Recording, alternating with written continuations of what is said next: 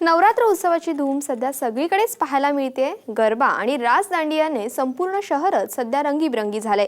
अशात आपली एक वेगळी ओळख जपत नाशिकच्या महाबली शिवशाही युवा प्रतिष्ठानाने प्रसिद्ध मंदिराची प्रतिकृती साकारत एक वेगळी परंपरा जपली आहे। पाहूयात त्याच संदर्भातला हा एक रिपोर्ट।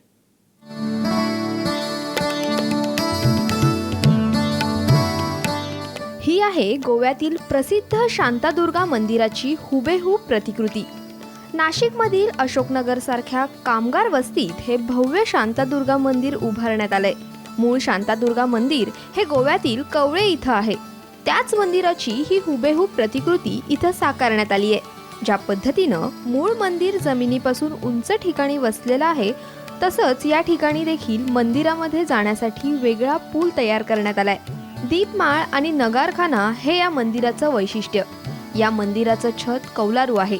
मंदिरात आत शिरताच भव्य गाभारा हे या मंदिराचं आणखी एक वैशिष्ट्य, जे इथं लीलया साकारण्यात आले। मंदिर जरी शांतादुर्गाचं असलं तरी या ठिकाणी उभारलेल्या प्रतिकृतीमध्ये आई सप्तशृंगी विराजमान आहे। हे या मंडळाचं आणखीन एक वैशिष्ट्य म्हणता येईल। अण्णांनी मला बोलवून विचारलं की तुमच्या मनात काही कल्पना आहे का। तुम्ही त्यांना एक फोटोग्राफ दाखवला, नेटवर त्यांनी बघितलं ते, आणि त्याच्यानंतर आम्हाला त्यांनी 2 दिवसासाठी गोव्याला तिथं बघितलं, गोव्याला पाठवलं। तिथे जाऊन आम्ही तो स्टडी केला, पूर्ण मॅप वगैरे सगळं काय जे आहे ते बघितलं, आणि त्याच्यानंतर त्याचा नकाशा इथं आणून तयार केला आणि तो अण्णांना दाखवला, आणि त्याप्रमाणे आम्ही त्याचा पूर्ण अभ्यास केल्यानंतर ते मंदिर आम्ही उभं केलं। कामगार वस्तीत इतक्या उत्साहानं होणाऱ्या या आयोजनामुळे स्थानिकही आनंदी आहेत। ज्या मंदिरामध्ये आम्हाला कधी जायला मिळणार नाही, ती मंदिरं आणि त्याचं वैभव प्रत्यक्षात अनुभवता येतं, याचा आनंद महिलांनी व्यक्त केलाय। गोव्यातील शांतादुर्गा देवी मंदिराची प्रतिकृती या ठिकाणी उभारण्यात आली। आमच्या परिसरात अनेक असे गरीब लोक आहेत, कामगार लोक आहेत, ज्यांना प्रत्यक्ष गोव्याला जाऊन मंदिरात दर्शन घेणं शक्य नाही। म्हणून इथे आमच्या जे आयोजक आहेत विक्रम अण्णा नागरे यांनी इथे या गोव्याच्या शांतादुर्गा देवीच्या मंदिराचं प्रतिकृती उभारून आमची आई सप्तशृंगी देवीची स्थापना केली। नारी शक्ती स्त्री शक्ती म्हणून आमच्यासाठी एक चांगलं दांडियाचं व्यासपीठ या ठिकाणी उपलब्ध झालेलं आहे, आणि शिवाय आम्हाला मोठ्या प्रमाणावर इथे सिक्युरिटी पण आहे, ज्यामुळे कुठली छेडछाड होत नाही, काही नाही। परिसरात अगदी शांततेत आमचा हा नवरात्रोत्सव चालू आहे। डीजेचंही इथे बंधन ठेवलेलं आहे, आवाजाचंही बंधन ठेवलेलं आहे। इतर ठिकाणी खूप मोठमोठ्या प्रमाणात आवाज आहे, इतर ठिकाणी ह्या एरियामध्ये सुद्धा, पण आमच्या इथे त्या प्रकारचा अजिबात कोणाला त्रास नाही आहे, काहीच नाही आहे। इव्हन सकाळच्या आरतीचाही कोणाला त्रास नाही आहे आमच्या इथे। आतापर्यंत या मंडळाला अनेकांनी भेट दिल्यात। नाशिकच्या आमदार सीमा हिरे यांनीही कामगार वस्तीमध्ये होणाऱ्या या आयोजनाबद्दल समाधान व्यक्त केलंय।